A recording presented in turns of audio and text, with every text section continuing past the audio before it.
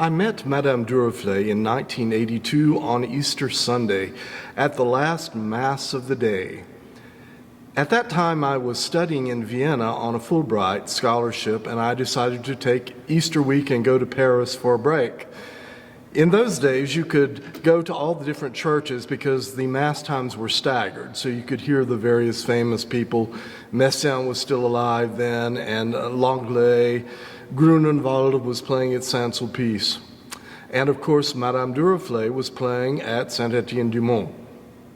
It was a steel gray day, and it was late in the afternoon, and yet she played so brilliantly that you felt so warm inside that church.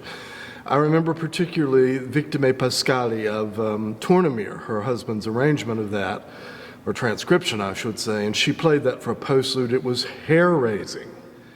After church, I waited, and she came out the side door on her way over across the street. The Duruflés at that time lived in an apartment at 6 Rue du Panthéon, right across the street from Saint-Étienne-du-Mont. And after the accident, Duruflé was really homebound at that point, bedridden, and she was his sole caretaker, so she was somewhat in a hurry to get back home. And I realized in retrospect how tired she must have been after having played all the Masses for Holy Week and Easter. Yet she took time to talk to me. She talked quite a bit about his music, Duruflé's music, and how difficult the registrations were, particularly in Veni Creator, and how she really had to practice it a lot before she ever played it because the thing was very tricky. And of course, that is very true. And so we parted company, and I asked if I could take her picture, and she first demurred. She said, "Monsieur, je n'ai pas eu le temps de passer chez le coiffeur."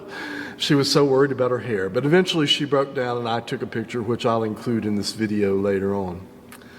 So, fast forward to 1999. I moved to Paris in September to take a teaching job at Université de Cergy-Pontoise, and Madame Duruflé died in October, the very following month. Her official Requiem was in January of the year 2000. And again, it was a terrible day. I remember the weather. It was hail falling and not really snow, but it was certainly hailing. And wind blowing and steel gray and awful. But anyway, inside, again, another glorious occasion. All the brilliant organists of Paris showed up.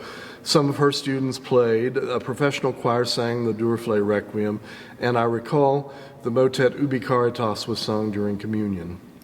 And I ran into Marie-Claire Alain. She was wearing a floor-length mink coat, which I thought was a bit ostentatious for the occasion.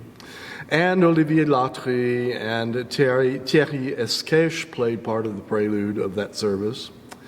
And afterwards, there was a nice reception, and I ran into Madame Duruflé's sister, who looked much like her. You could tell the physical resemblance. And anyway, she took me aside and talked for quite a while. Quite specifically, at the end, she said, "Ma sœur a beaucoup aimé les Américains." We know that Madame Duruflé really did appreciate her American students and Americans in general. When I think of her, I think of the Finale to the Vierne Third, which was a piece that she recorded back in the 70s. So I thought in her honor I would play that for you today here in the Emery and Henry Chapel, where we have the reeds and the organ to really bring it off, and the acoustics, of course, to go with it. I think Madame Duruflé played it very, very well, so I hope this pays homage to her.